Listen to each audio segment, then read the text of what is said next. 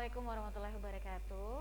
Alhamdulillahirabbil alamin. Segala puji hanya bagi Allah Subhanahu wa taala yang masih memberikan kita rahmat, hidayah, inayah, kesempatan dan tentunya kesehatan untuk kembali menjalankan ibadah puasa di hari ke-6 Ramadan 1441 Hijriah 2020 Masehi. Bersama saya Kabar Kasari kembali hadir tausiah Ramadan untuk Anda saudara yang akan menemani dari pukul 11 hingga pukul 12 waktu Indonesia Tengah hanya di TV Peduli. Dan hari ini sudah di studio bersama kita guru terpelajar ada ustadz kita Bapak Dr. Andi Nur Kidam MM yang merupakan salah satu mubalik dan juga merupakan tenaga pengajar di Institut Agama Islam Negeri Kota Parepare. Assalamualaikum Pak Ustadz. Waalaikumsalam warahmatullahi wabarakatuh. Bagaimana kabar Pak hari Alhamdulillah. ini? Puasanya? Alhamdulillah. Baik. Dan hari ini temanya menarik sekali dan saya rasa sangat sayang sekali jika pemirsa melewatkan dialog kita pada kesempatan yang berbahagia ini karena seputar keutamaan beribadah di rumah sesuai dengan instruksi dari pemerintah dan tentunya Bapak Presiden Republik Indonesia. Langsung saja Bapak Dokter pencerahannya. Assalamualaikum warahmatullahi wabarakatuh. Waalaikumsalam warahmatullahi wabarakatuh. Alhamdulillah alamin wassalatu wassalamu ala asrofil anbiya'i wal mursalin wa ala alihi washabihi.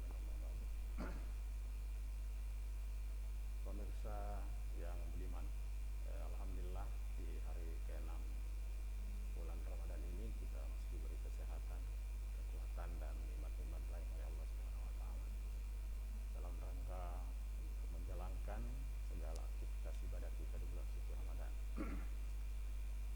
Bulan suci Ramadan itu adalah bulan penuh rahmat, bulan penuh ampunan, bulan penuh berkah. Di dalamnya ada satu malam, yaitu namanya malam Lailatul Qadar. Apabila kita dapatkan beribadah itu, dia lebih mulia daripada 83 tahun atau 1000 bulan. Itu tergambar dalam surah Al-Fajr. Tentu di bulan suci Ramadan itu biasanya kita menyambut dengan riang gembira, pergi ke masjid, beribadah, salat tarawih berjamaah, berbuka bersama. Tetapi tahun ini tetap kita juga menyambut dengan riang gembira, sukacita, walaupun ada perbedaan ya. Kalau dulu kita kumpul dengan jemaah, tentu untuk tahun ini karena sesuatu lain hal, yaitu dengan kondisi kita, yaitu kita berkumpul dengan keluarga atau biasa dikatakan di rumah saja, mulai dari berpuasa, berbuka, salat berjamaah baik fardu maupun sunnah seperti tarawih dan sebagainya. Tentu kita bertanya mana lebih utama. Sebenarnya tidak ada yang lebih.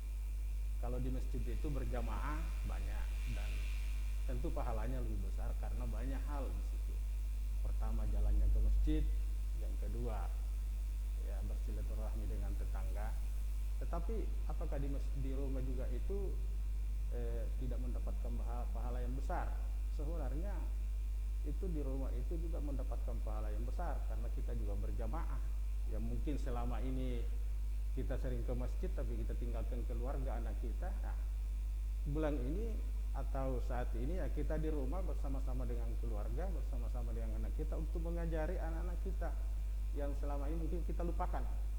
Jadi ini adalah hikmah sebenarnya yang diberikan oleh Allah, bahwa janganlah kita terlalu karena sering-sering ke masjid hanya lupa keluarga. Sekarang kita dikembalikan bahwa ingat juga keluargamu, karena kenapa ku ampusakum wa ahlikum nar, bahwa jagalah keluargamu dari siksaan api neraka. Nah, disinilah kita harus membina keluarga, yaitu di rumah melalui ibadah-ibadah yang kita lakukan, baik ibadah puasa, ibadah salat fardu, ibadah salat sunat, maupun mengaji dan hal-hal lain. Olehnya itu kaum muslimin atau pemirsa, bahwa di zaman Nabi itu misalnya kalau tarawih, Nabi itu hanya 3 malam saja tarawih. Sesudah 3 malam itu dia tidak keluar-keluar lagi di masjid. Nanti tarawih itu sebenarnya secara berjamaah itu dilaksanakan pada masa Umar itu secara kontinu. Jadi sebenarnya di zaman Nabi dan Abu Bakar itu salat berjamaah tarawih itu tidak terlalu. Bahkan di zaman Nabi itu ya 3 hari saja Nabi keluar untuk salat tarawih. Jadi dikhawatirkan jangan sampai jadi wajib. Tapi ketika Umar melihat kondisi umat Islam pada saat itu, ya akhirnya Umar memutuskan bahwa kita berjamaah saja. Olehnya itu, bagi kaum muslimin, janganlah kita istilahnya terlalu fanatik dalam pendapat harus di masjid lah sampai kita harus melompat pagar dan sebagainya. Betul. Padahal Nabi berpesan, hiasilah rumahmu dengan ibadah, sholat dan membaca Al-Quran serta ibadah-ibadah lain. Cahayailah rumahmu itu. Saya kira itu.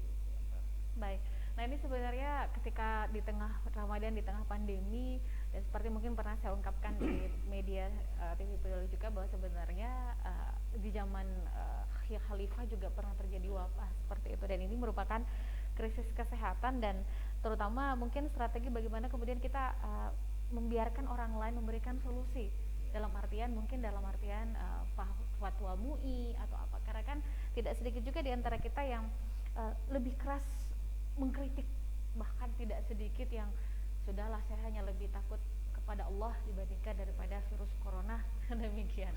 Mohon petunjuk Pak Dokter. Ya, itu fatwa MUI keluar tidak sebegitu gampang keluar ya. Baik. Dia punya kajian-kajian tersendiri. Itu mulai dari ilmu tafsir, ilmu hadis, ilmu sejarah dan ilmu-ilmu fikih dan lain-lain. Jadi tentu majelis ulama itu yang di dalamnya namanya majelis ulama itu ya. Jumhur ulama kita di Indonesia ini itu kan berkumpul beberapa puluh bahkan ratusan ulama di situ. Jadi tidak semudah itu keluar. Jadi begitu dia keluar itu menjadi sebuah pertanggungjawaban hukum untuk dilaksanakan. Nah, kalau di zaman Nabi sendiri pernah begini. Ketika hujan lebat ya, hujan lebat itu Nabi menganjurkan untuk salat di rumah saja, salat Jumat di rumah. Ini hanya hujan lebat. Ini hujan lebat. Yang kedua, Nabi juga mengatakan janganlah kamu memasuki sebuah wilayah yang ada pandemi di dalam atau ada wabah. Orang di dalam jangan keluar dari kampung itu karena dikhawatirkan. Nah, sejarah wabah sebenarnya itu banyak ya, banyak mulai di zaman Nabi, zaman Umar bin Khattab, zaman sesudahnya itu ya, kalau kita runtut itu banyak sekali, mulai dari wabah Amwas, wabah Jafri, wabah Fatayat, wabah Asraq, wabah Gurab, bahkan ada wabah Muslim di Turpada. Itu pernah terjadi itu Rajab, Sya'ban, Ramadan, Syawal. Jadi bukan cuma tahun ini terjadi begitu, pernah terjadi yang dalam satu harian itu kurang lebih orang meninggal 1.000. Ketika terjadi macam begitu, ya tentu ada petunjuk bagaimana menghentikan wabah itu atau mengurangi penyebarannya, karena obatnya barangkali masih, artinya di zaman dulu itu belum begitu ditemukan. Mungkin sekarang sudah ada atau paling tidak ada pencegahnya. Kalau Ibnu Sinah mengatakan bahwa dengan teori kedokterannya, Ibnu Sinah itu menganjurkan supaya di lockdown 40 hari. Itu Ibnu Sinah. Jadi sebenarnya kalau pemerintah menganjurkan pembatasan sosial berskala besar itu tidak salah, karena memang Ibnu Sina itu sudah ada pemikiran bahwa kalau ada wabah sebaiknya di lockdown 40 hari, artinya di rumah saja 40 hari. Nah, itu juga yang diambil oleh orang Italia dulu itu mengkarantina, jadi dari situlah ada timbul istilahnya karantina. Karantina wilayah. Karantina wilayah. Iya. Baik, dan demikian Pak Dokter. Ini tentunya ini muncul masalah yang khususnya kita berbicara secara universal, secara global saja. Bagaimana kemudian masalah yang dihadapi di dunia Muslim. Kalau istilah milenial saya kira sudah terlalu sering kita dengar istilah, tapi kalau saya mungkin menerjemahkan dengan kalimat yang saya anggap Muslim, dunia Muslim kontemporer sebenarnya. Karena Muslim tidak hanya bulan Ramadan ini bukan hanya dinikmati oleh orang Parepare, orang Indonesia, tapi banyak saudara-saudara kita juga di seluruh dunia juga. Jadi saya menganggap itu bukan lagi Muslim milenial, tapi Muslim kontemporer. Bagaimana kemudian kita menyikapi situasi ini dan tetap bahwa karena masih tidak sedikit yang masih menganggap bahwa main kucing-kucingan, demikian Pak Dokter, dengan instruksi yang telah diberlakukan. Silakan. Iya. Begini ya, kalau kita melihat secara umum ini kan namanya pendapat setiap orang itu kan ada kemerdekaannya di dalam Ya. Islam, itu adalah suatu rahmat kalau berbeda pendapat. Tapi saya hanya kalau seperti saya ini mengikuti al ulama warasatul anbiya, ulama itu pewaris nabi. Nah, ulama di sini adalah orang yang mempunyai ilmu pengetahuan tentang sesuatu. Ya. Jadi al ulama warasatul anbiya. Seperti saya katakan tadi, ulama mengeluarkan fatwa itu tidak sembarangan fatwa. Banyak ahli yang dihadirkan, termasuk ahli kesehatan. Kalau memang dilihat dari sisi kesehatan, ya itu harus dikeluarkan fatwa. Nah, jadi mari kita taat, dengarkan ulama, karena dia adalah pewaris Nabi. Yang kedua, di dalam Islam itu atiullah wa atiur rasul wa ulil amri minkum. Taatilah pemerintah, taatilah Allah, Rasul dan pemerintah. Itu jelas itu. Jadi dua hal ini yang kalau kita khusus di Indonesia, dua hal itu sudah menyatu antara ulama dan pemerintah. Siapa lagi yang kita taati kalau bukan itu? Ya, olehnya itu jalan keluarnya adalah kita sebagai umat Islam, marilah kita mentaati pemerintah, mendengarkan apa yang dikatakan ulama, karena al ulama itu adalah warisatul anbiya. Jangan karena pengetahuan kita sedikit, karena hanya mungkin hadis yang dihafal hanya satu, atau mungkin karena itu banyak cabang-cabang ilmu yang dilihat oleh para ulama-ulama kita. Saya kira itu. Oke. Dan ini juga berarti sebenarnya di tengah pandemi ini mungkin banyak negara yang menghabiskan ratusan miliar dolar untuk senjata, untuk apa, tapi sekarang harus terproses karena semua negara mengalami krisis. Ya betul itu. Jadi mungkin teman-teman yang mungkin Pak Dokter ini mohon pencerahan, karena memang ini menyerang semua lini sektor kehidupan dan bisnis pun ikut layu dan lesu demikian. Jadi bagaimana kemudian nanti kita memberikan pencerahan kepada pemirsa di rumah, mungkin mau tidak mau harus meninggalkan keluarga, meninggalkan rumah yang seharusnya mungkin harus diisi di rumah saja. Tapi kita jeda dulu Pak Dokter. Saudara, saya masih akan segera kembali, tetaplah bersama kami.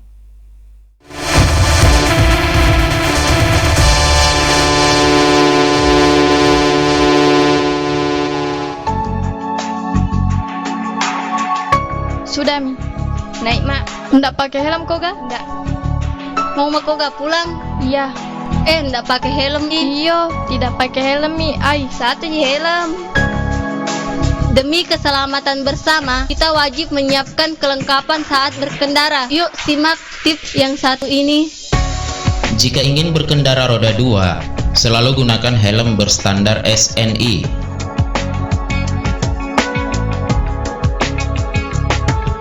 Pastikan untuk memasang pengikat helm dengan kencang agar tidak mudah terlepas. Jangan menggunakan handphone pada saat berkendara. Nyalakan lampu depan pada siang hari. Periksa kelengkapan surat-surat kendaraan Anda. mari kita jaga keselamatan bersama dan tertib berlalu lintas. Oh iya, pika dulu kalian ambil helm dah. Ya. Dipersembahkan oleh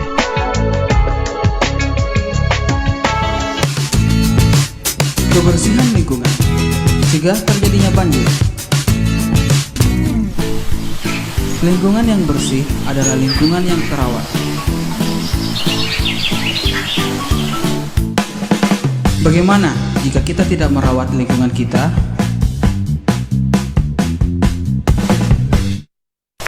Aku mau buang sampah dulu ah.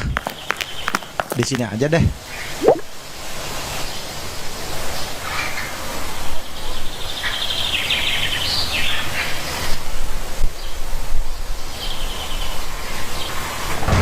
Waduh, mendung. Pulang aja deh.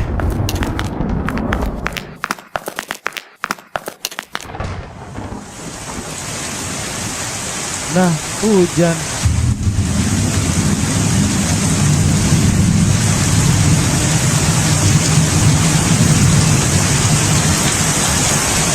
Waduh, kebanjiran. Jagalah kebersihan untuk hidup lebih baik. pesan ini dipersembahkan oleh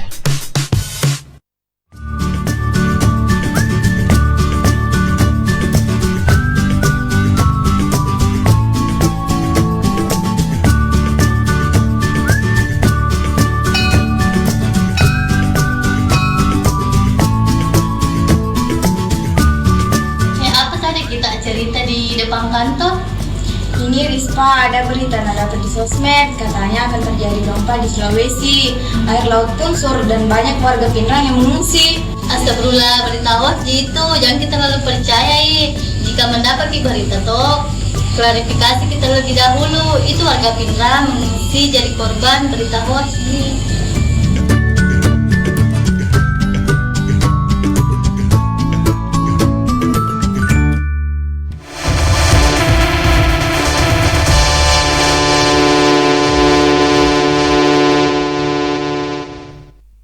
Baik saudara pemirsa, Anda masih setia terus bersama kami dalam Tausiah Ramadan persembahan TV Kudoli.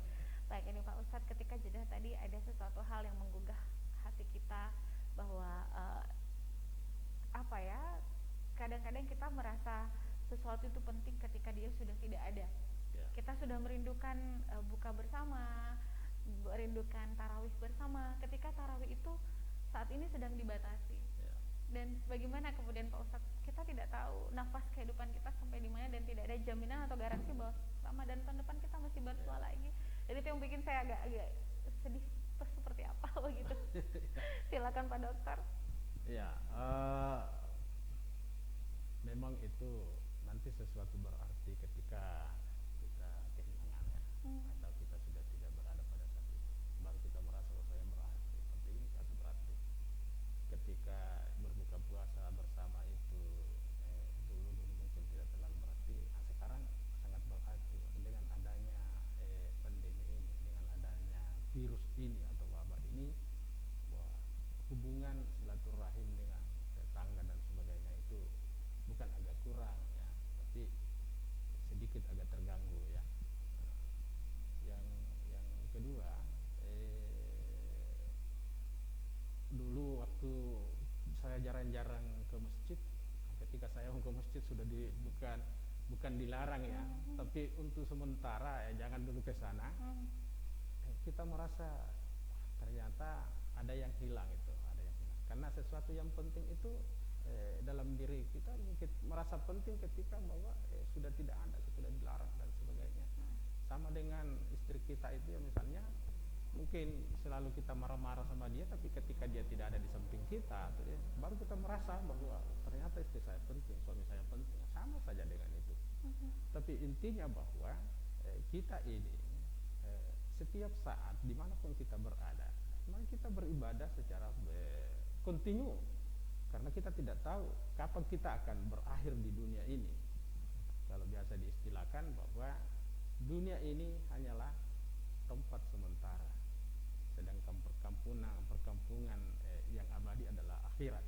Karena kita beribadah, karena apa yang kita perbuat di dunia ini, itulah yang kita pertanggungjawabkan di hari kemudian, dan itulah yang akan kita bawa untuk kehidupan kita selanjutnya.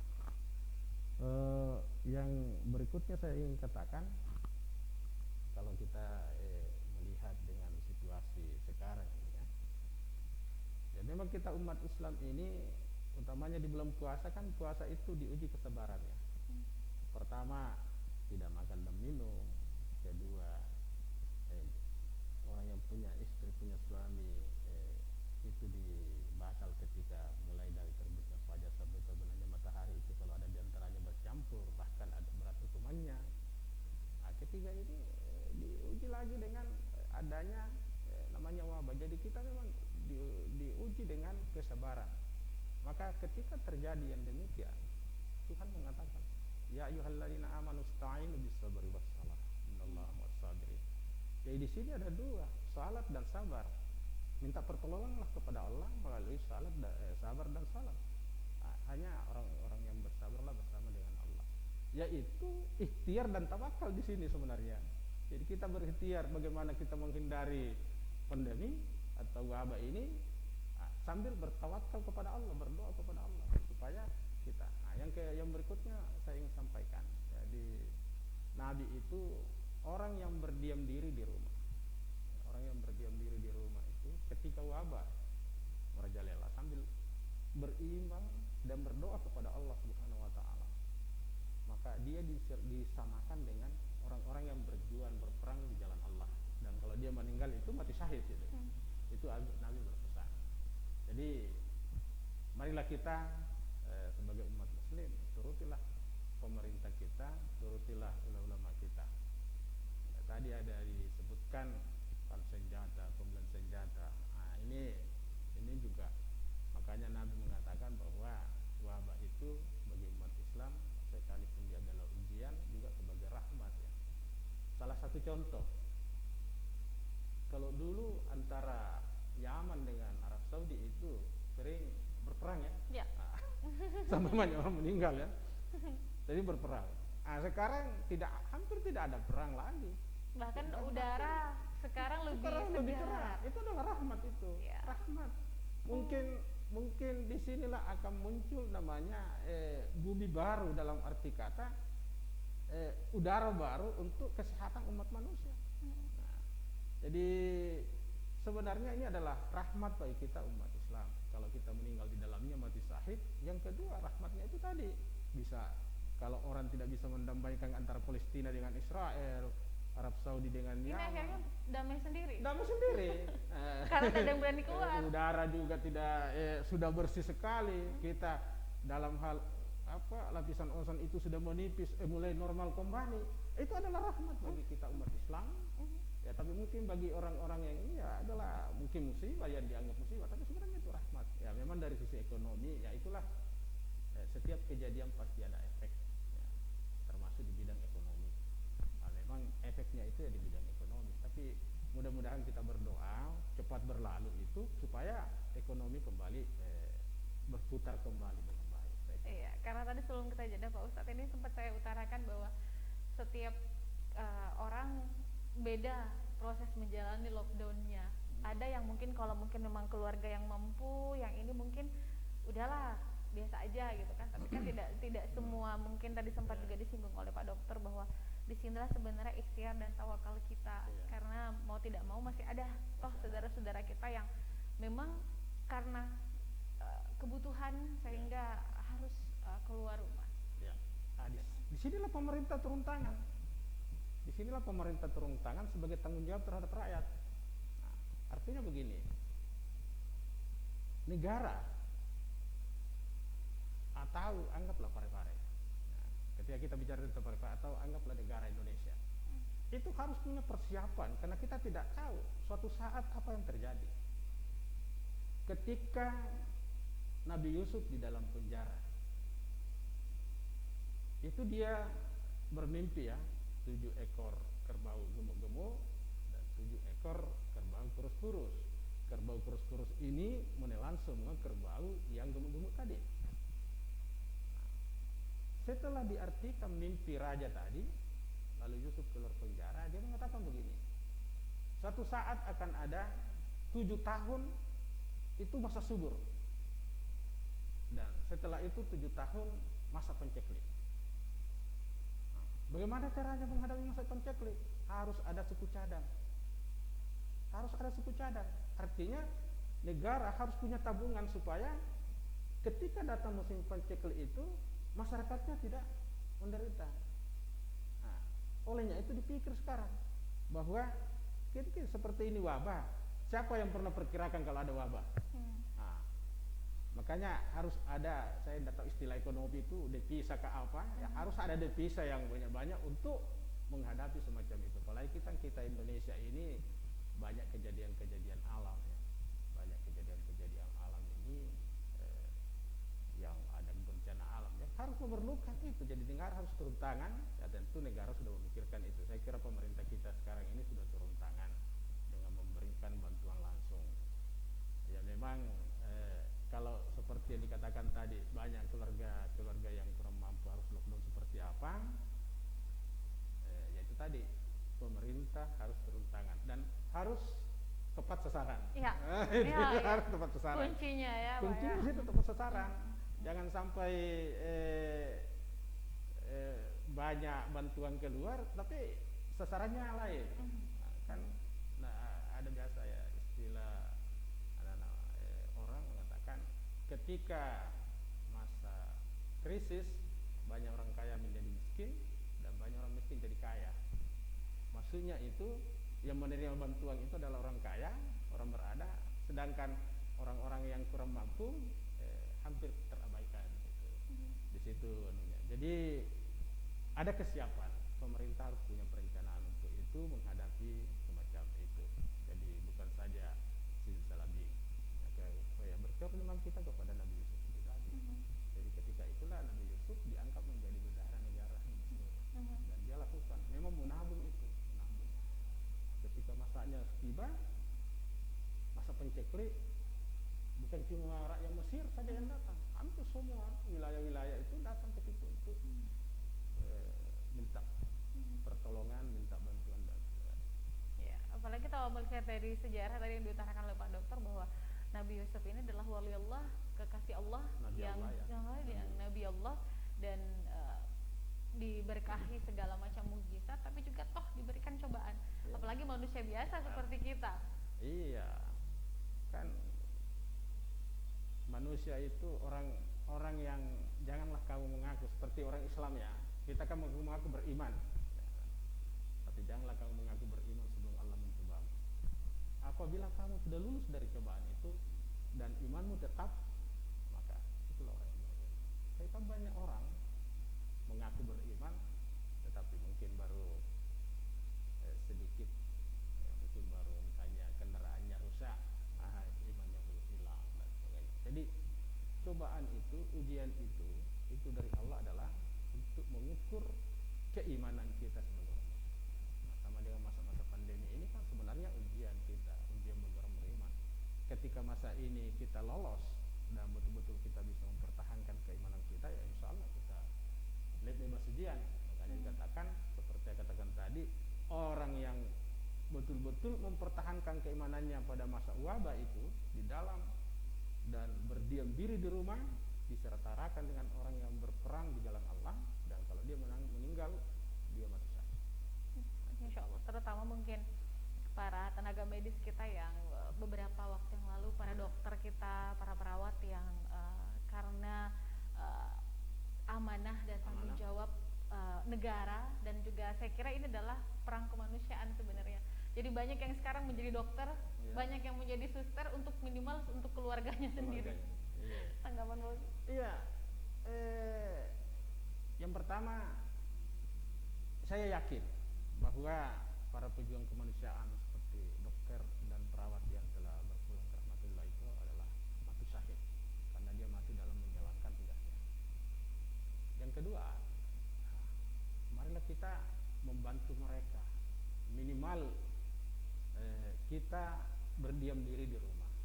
Kalau tidak terlalu perlu, jangan keluar. Itu sudah membantu. Jadi minimal kita membantu mereka bahwa kita tidak kita tidak memperlebar atau menyebarkan virus ini dengan melalui kontakan. Jadi minimal kita kalau kita di rumah, insya Allah kita aman. Jadi minimal itu.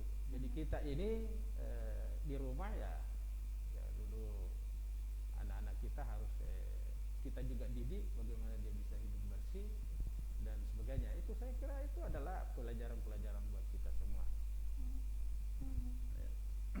Iya, apalagi memang ini merupakan sebuah tantangan tersendiri bagi kita, dan bagi saya pribadi ini adalah sebuah situasi, kalau bisa dicatat ini dalam sejarah imam tarawih terbanyak barangkali, karena kita iya, karena setiap rumah kan jadi ada imamnya gitu kan, setiap rumah jadi ada muazinnya. Jadi menurut saya sebenarnya seperti dikatakan Pak Ustadz, ini adalah rahmat bagi kita semua.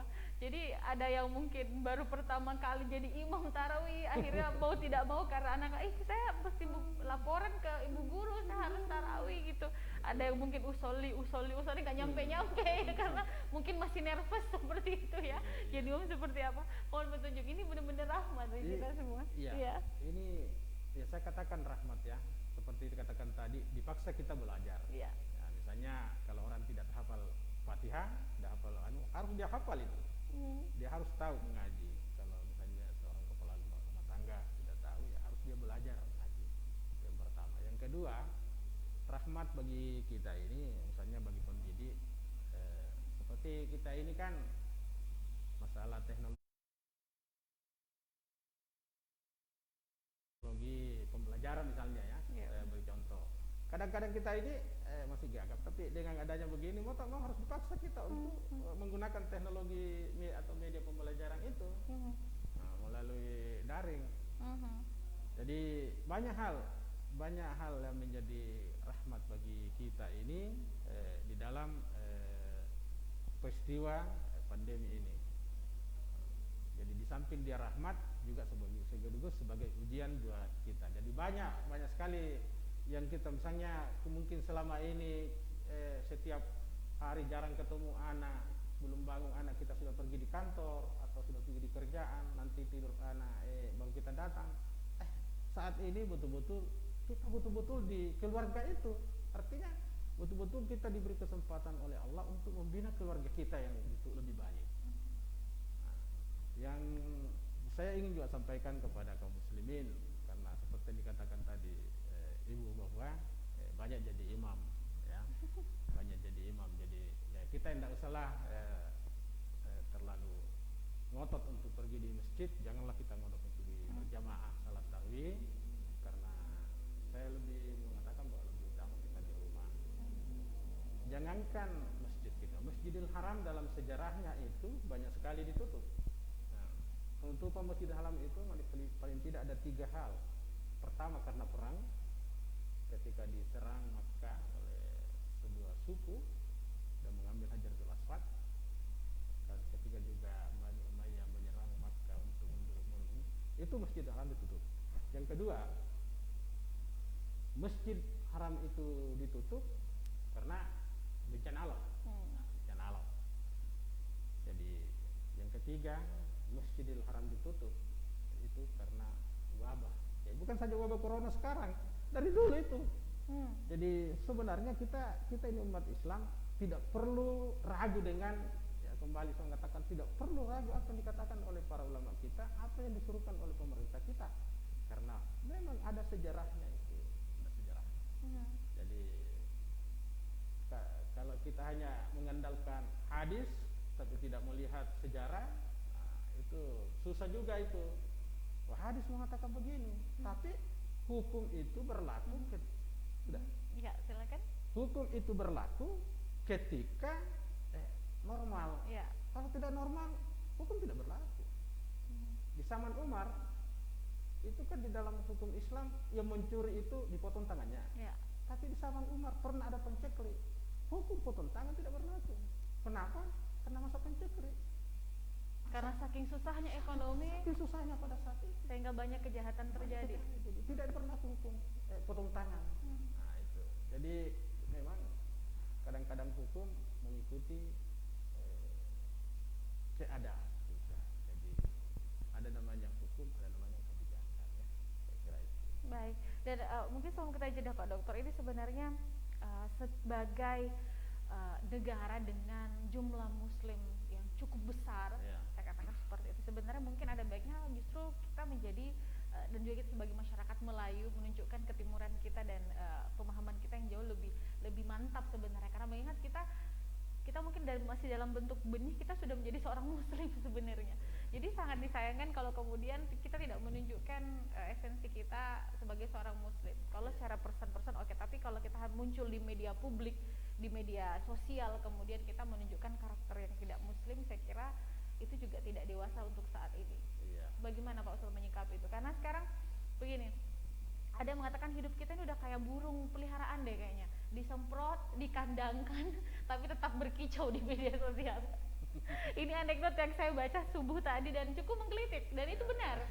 Ya, kita dikurung seperti burung peliharaan, kata kita seperti burung nuri gitu kan, dikurung, disemprot, tapi tetap berkicau di media sosial. Lucu-lucu sedap. Bagaimana ya Mas? Silakan. Iya, memang kalau kita membaca WA itu media sosial apa Facebook dan sebagainya, ya namanya saja manusia, tapi kita kembalilah bahwa sebagai seorang Muslim, yang pertama kita lakukan selalu berbuat baik untuk kemaslahatan. Yang kedua, jangan selalu berpikir positif, jangan berpikir negatif. Yang ketiga, kurangilah, apalagi di bulan puasa ini, kurangilah hal-hal yang membatalkan pahala ibadah puasa kita. Jadi jangan cuma makan dan minum, jangan cuma lisan, mengetik saja itu kalau kata-kata yang kurang sopan itu bisa mengurangi pahala ibadah puasa kita. Ya, seperti ibu katakan tadi bahwa sejak kecil ya memang ada perjanjian dengan Allah bahwa mengakui nanti keluar itu baru kita orang tua kita itu mempoles kita jadi apa ya. Tapi sebagai seorang muslim jadilah jadilah rahmat bagi seluruh bagi tetangga-tetangga, teman-teman. Jadilah rahmat karena memang misi Nabi itu adalah rahmat lil alamin. Jadi janganlah selalu memposting hal-hal yang bersifat negatif, hal-hal yang ini. Sekalipun kalau misalnya disimprot dan apa itu kan untuk kepentingan kita, untuk kepentingan orang lain.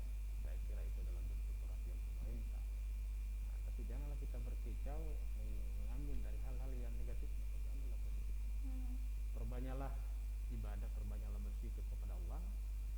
Mudah-mudahan dengan zikir itu bahwa kita akan terbebas dan wabah ini cepat berlalu. Iya, karena jangan sampai cuma karena celetukan satu orang di media sosial, entah itu di Facebook atau di WhatsApp, yang kemudian mungkin ada yang merasa tidak nyaman dengan postingan tersebut, akhirnya yang batal cuma satu orang, ujung-ujungnya batalnya berjamaah. Batal puasanya berjamaah karena kita lagi tenang, damai, tiba-tiba muncul postingan yang kok gitu, dan yang lain otomatis ketika sedang menyangkut persoalan privasi orang tidak akan tinggal diam, tidak akan tinggal diam kalau persoalan pribadi gitu ya. Kalau ketika pribadi yang Serang, disinggung itu, saya kira tidak ada yang akan tinggal diam. Ya, disitulah dituntut kesabaran kita. Cuma yang setahu saya Nabi saja yang ketika masalah pribadinya yang disinggung dia enggak. Tapi sebagai manusia biasa sekalipun itu pungal sedang lemah itu banyak-banyaknya. jadi sebagai manusia biasa wajar. Tapi ada namanya kan ketika kita disinggung pribadi tidak ada bukti kita ada namanya hukum kan. Ya. Nah, jangan juga bertindak sendiri. Ya, larilah ke ranah hukum. Karena hukum itu adalah mencoba untuk melihat kita benar atau tidak. Jadi jangan juga jangan main hakim sendiri kalau ada. Bisa selesaikan secara face to face aja. Ya kalau bisa diselesaikan secara kekeluargaan boleh. Tapi kalau tidak bisa ya lari ke hukum. Yang penting Jadi jangan apa? masuk ke media sosial dan berkuara dalam. Kan kasihan yang membaca juga enggak ngerti apa gitu. Iya. Akhirnya seperti saya katakan tadi, mulai berpikir yang aneh-aneh, akhirnya batal puasanya berjamaah. Batal puasanya Karena yang membaca juga pikirannya aneh gitu. puasanya mungkin tidak batal, pahala puasanya yang tidak ada. Sekira tidak, akhirnya juga tidak afdol demikian Nah, puasa. jadi pahala puasanya itu tidak ada. Nah, karena dia tetap berpuasa, tidak campur, tidak makan, tidak minum. Nah, itu tapi pahala ibadah puasa itu tidak ada. Inilah namanya apa yang didapat? Lapar dan haus Saja. saja. Pahalanya tidak ada. Padahal kalau orang yang betul-betul berpuasa, Allah mengatakan saya sendiri akan membalaskan pahala itu di surga. Makanya itu puasa itu rahasia. Tahu nggak Bu saya berpuasa? Enggak kan? Saya juga tidak tahu apa ibu berpuasa atau tidak. Karena itu tidak bisa dilihat. Itu urusan antara saya dengan Allah. Kalau orang salat dilihat, orang zakat dilihat. Kalau puasa tidak ada yang tahu. Makanya iman itu. Jadi kalau di tengah tadi ada ujung statement Pak Dokter, di pandemi ini yang harus kuat itu adalah iman dan imun. Ya, iman dan imun. Iman dan imun. Iman ketika mendengar hal yang tidak menyenangkan, imun untuk menjaga kesehatan untuk tidak tergoda. Udahlah, biarkan aja. Kau serahkan kepada Yang Maha Kuasa, biarkan Allah yang bertarung di langit dan menentukan yang paling benar gitu ya. Baik, kita jadi dulu Pak Dokter, mohon izin saudara, saya masih akan segera kembali, tetaplah bersama kami dalam Tausiah Ramadan.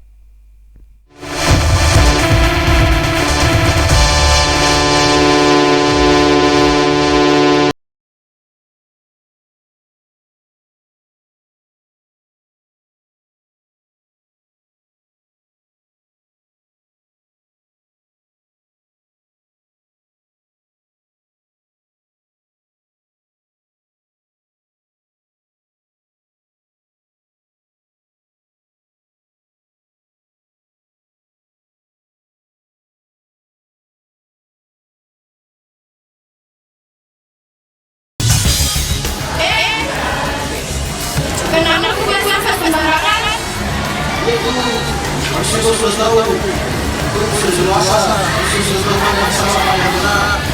Mikir dulu.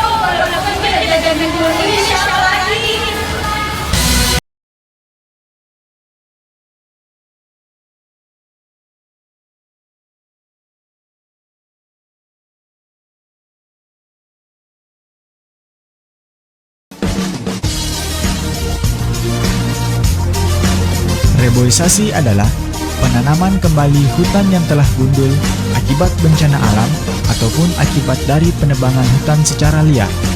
Tujuan reboisasi yaitu untuk meningkatkan kualitas hidup makhluk hidup, baik manusia maupun hewan.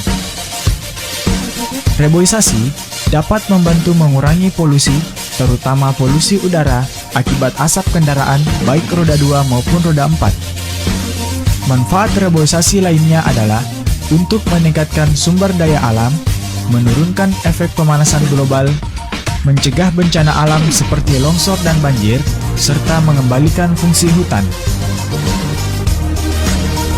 Marilah bersama-sama kita jaga alam ini dari kehancuran, karena satu dunia, satu kehidupan, dan satu kesempatan untuk menjaganya. Pesan ini dipersembahkan oleh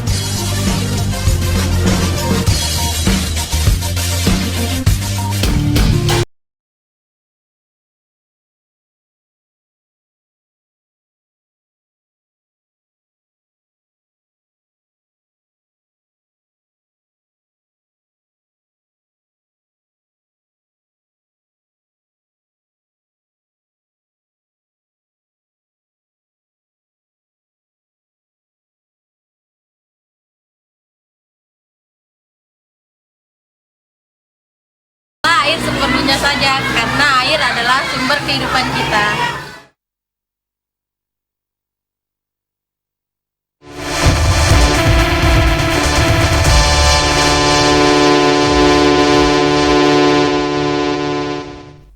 Baik saudara pemirsa, masih bersama kami dan juga Maha Guru Terpelajar Bapak Dr. Ani Nur Kidam MM masih bersama kita.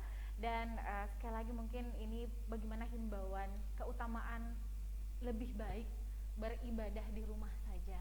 Apalagi memang sebenarnya ini jangan sampai, saya sangat senang, sangat apresiasi jikalau Parepare masuk TV-TV nasional dan dikabarkan karena mendapat penghargaan. Bukan aksi-aksi yang seperti kemarin yang menjadi sorotan nasional karena kita mungkin ada beberapa masyarakat kita mungkin belum teredukasi secara baik sehingga meskipun masjidnya sudah ditutup masih nekat untuk melompat lebih tinggi, dan ternyata Allah langsung menjawab dengan ada yang positif. Silakan Pak Dokter. Begini, yang pertama ingin saya katakan bahwa seperti saya katakan tadi, ketika ada hal yang menghalangi, maka Nabi itu tidak memaksakan waktu. Seperti tadi hujan deras, maka beribadahlah kamu di rumah. Itu pernah suatu ketika hujan deras sekali, itu Nabi bahwa mengatakan sallu fi buyutikum, salatlah kamu di rumah. Sahabat bertanya, kenapa ya Rasul kita? Tapi kok kewajiban? Dia bilang, saya tidak ingin kamu datang di masjid dalam keadaan kotor. Yang kedua, itu kan ini wabah, kita tidak tahu di mana dia berada sekarang, dan orang semua kalau dalam istilahnya itu melawan ketidaktahuan itu adalah sangat menakutkan. Itu ya. Jadi kan apalagi kalau dari sisi medis bahwa penyebaran wabah itu melalui sentuhan dan sebagainya, bersin, sentuhan dan sebagainya. Apakah kita menjamin diri kita bahwa tidak akan bersentuhan? Apakah kita menjamin diri kita bahwa kita tidak akan bersih?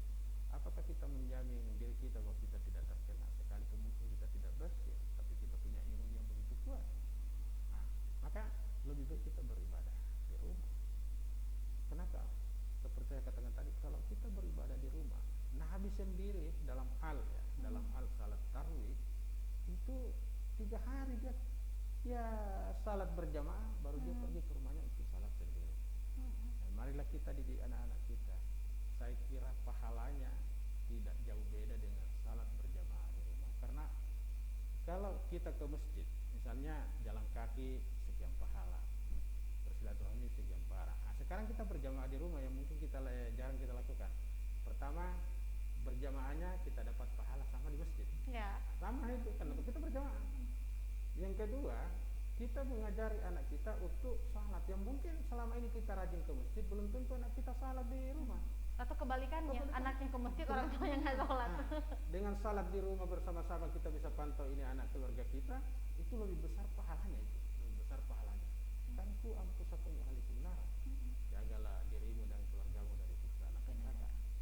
Yang ketiga, bahwa mungkin selama ini kedekatan dengan keluarga kita kurang karena kesibukan kita masing-masing. Disinilah keutamaan kita bahwa bagaimana kita mengedukasi keluarga kita, istri kita, anak-anak kita, sehingga bisa menjadi tumbuh berkembang dengan baik menjadi generasi-generasi pelajar yang akan datang. Jadi saya pikir ya, saat-saat darurat begini, ibadah di rumah itu lebih utama dibanding dengan ibadah di masjid. Itu lebih utama.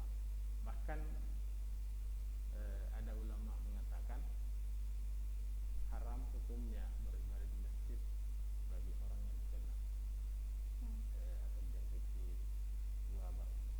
Artinya haram itu karena kamu akan menyebarkan ke orang lain wabah itu, maka hukumnya haram. Yang kedua, bahwa berjamaah di masjid fardu kifayah, sedangkan salat di rumah itu fardu ain. Tapi kalau berjamaah di rumah kita dapat pahalanya lebih besar dibanding dengan karena kita bisa berkumpul dengan keluarga. Saya kira itu. Baik, ini luar biasa pencerahan yang disampaikan oleh Pak Ustadz ya, Pak Doktor tadi. Dan mungkin memang sebenarnya tidak sedikit karena memang fenomena masyarakat ini bahkan sampai di luar di Arab Saudi pun dikatakan bahwa jikalau ada yang beribadah entah itu haji dan umroh dan suka selfie itu pasti dari Indonesia. mungkin itu juga karena aduh kita nggak bisa selfie lagi di masjid. Dan ini harus jadi catatan kita bersama, jangan sampai postingan kita menggugurkan amalan kita, malah sholat dulu ya, tarawih dulu ya.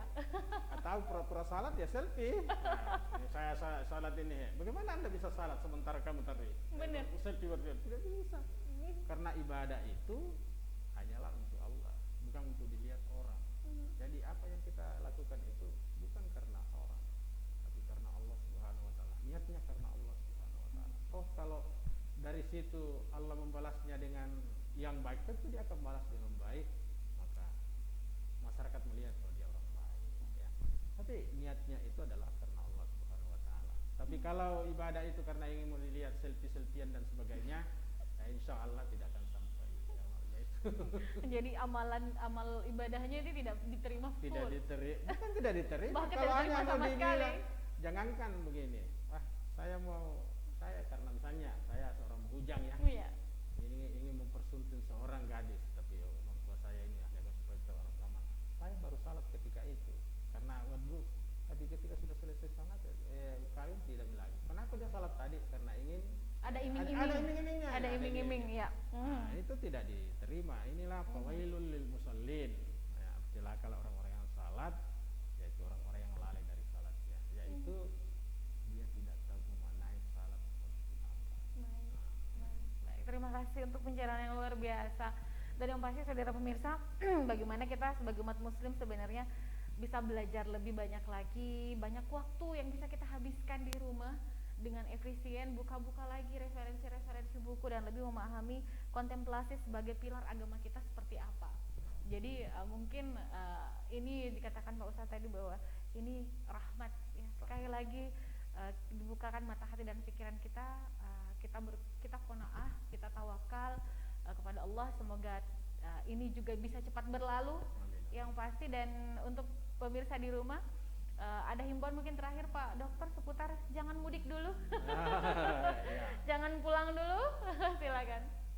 Ya, kepada seluruh masyarakat, khususnya masyarakat Parepare yang ingin mudik, sebaiknya jangan dulu mudik untuk mengurangi penyebaran wabah ini. Kita taati anjuran pemerintah, anjuran ulama untuk tidak mudik dulu untuk kebaikan kita. Jangan sampai kita sehat-sehat di sini, tiba di sana ada di kampung kena, pada akhirnya kita pulang ke sini kena, bawa penyakit itu. Atau kita bawa penyakit ke sana. Jadi ini sangat menyiksa bagi kita atau mudarat bagi kita. intinya itu kepada seluruh masyarakat Parepare, khususnya kaum muslimin, jangan, tidak usahlah mudik dulu. Kita di Parepare ini alhamdulillah tenang-tenang saja. Yang kedua, marilah kita laksanakan ibadah, sebaik-baiknya ibadah puasa, perbanyaklah amalan-amalan, namanya amalan-amalan amalia Ramadan kita di rumah, sekalipun kita tidak pergi di masjid salat tarawih, salat berjamaah, tapi kualitas keimanan kita, kualitas ibadah kita, insya Allah akan lebih baik dibanding tahun-tahun sebelumnya. Amin, insya Allah. Apalagi sekarang tidak ada halangan lagi untuk bisa bertatap muka. Ada WhatsApp, ada apa, kita Zoom, kita bisa bersua dengan keluarga di kampung meskipun dengan media media telepon saja, video call saja. Tapi saya kira ini cukup untuk mengobati rasa rindu kita yang tidak berkesempatan pulang kampung. Dan saudara pemirsa dimanapun Anda berada, tentunya pandemi ini kita berharap menjadi kesempatan baru untuk kita menjadi pribadi yang lebih baik lah. Jangan sampai umur kita hanya persoalan angka saja, sangat disayangkan. Semakin tua kita malah tidak berpikir bahwa kematian itu semakin dekat, meskipun sebenarnya kematian itu adalah rahasia. Mau tua mau muda, tapi jangan sampai umur kita hanyalah angka dan kesannya secara fisik kita tua, tapi dari perangai dan karakter kita sangat kekanak-kanakan. Semoga pandemi mendewasakan kita semua Pak Dokter ya, dan makin memantapkan iman Islam kita. Insya Allah jaga iman, jaga imun biar kita sehat. Terima kasih Bapak Guru Maha Terpelajar, ada Dr. Andi Nur Kidam MM yang merupakan dosen Institut Agama Islam Negeri Parepare. Semoga berkah dan menjadi wawasan, membuka cakrawala keilmuan kita dalam Islam bersama. Dan saudara, saksikan terus program acara ini setiap hari Senin hingga Kamis pukul 11 hingga pukul 12 waktu Indonesia Tengah, hanya di televisi peduli kesayangan Anda. Sampai jumpa. Assalamualaikum warahmatullahi wabarakatuh. Terima kasih Pak Ustadz. Selamat berpuasa.